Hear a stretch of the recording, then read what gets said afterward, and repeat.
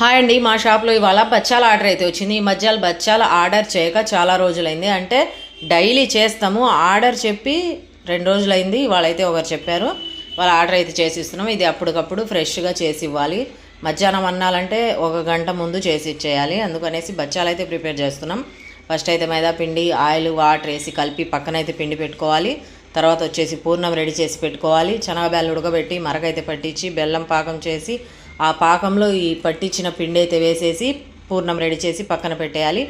ఇంకా 2 పెట్టుకొని కూర్చొని ఒక మైదా పిండి కొద్దిగా తీసుకొని కలిపింది నాని ఉంటుంది కదా గోధుమ పిండి లాగా, అది ముద్ద తీసుకొని దాంట్లో ఈ పూర్ణం పెట్టేసి ఫోల్డ్ చేయాలి. ఇదిగోండి ఫోల్డ్ చేసి పెట్టిన అన్నీ ఇక్కడ ఉన్నాయి చూడండి ట్రైలల్లో.